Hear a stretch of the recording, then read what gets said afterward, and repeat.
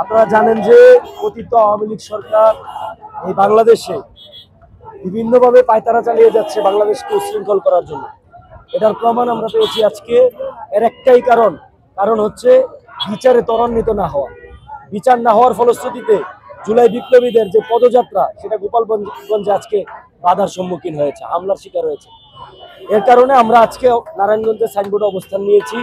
আমরা আপাতত এই অবরোধ কর্মসূচিকে স্থগিত ঘোষণা করেছি, কিন্তু যদি আমরা দেখি যে আগামীতে যেমন আমাদের জাতীয় নাগরিক পার্টির যুব সংগঠন, জাতীয় যুব শক্তির কেন্দ্রীয় সংগঠক প্রলয় পাল গোপালগঞ্জ থেকে নিখোঁজ আছে, তাকে যদি না পাওয়া যায় আমাদের বড় সড়ো কর্মসূচি আসতে পারে ইনশাল্লাহ।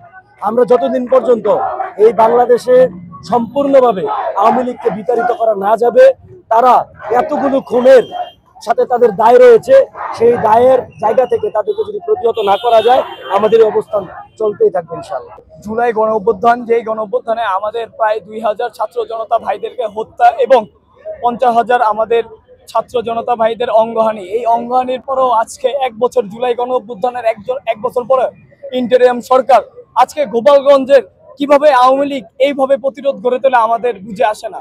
আমরা গোপালগঞ্জকে কিন্তু আওয়ামী লীগের কাছে ইজারা দেয়নি। আমরা বলতে চাই, যদি হাসনাত এবং সার্জিস ভাইরা আজকে ওই জায়গা থেকে ভালোভাবে আমাদের মাঝে ফিরে না আসে, তাহলে আমরা গোপালগঞ্জকে, আর গোপালগঞ্জকে এক নেত্রী বলেছিল গোপালগঞ্জের নামই থাকবে না। আমরা তাই বলতে চাই, যদি হাসনাত ভাই এবং সার্জিস ভাইরা তারা ঠিকভাবে না ফিরতে পারে, সেই গোপালগঞ্জের নাম আমরা আর রাখবো না।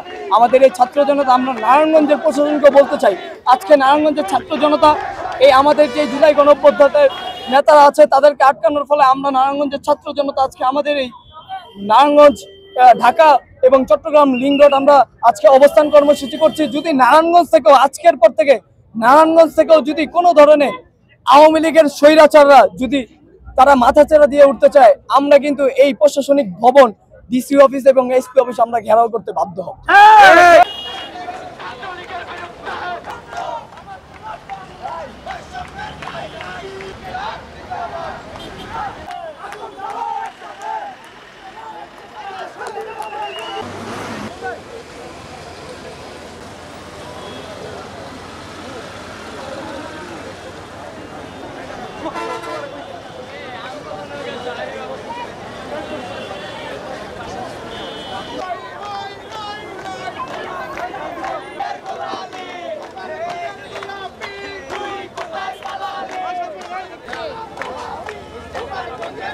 Yeah.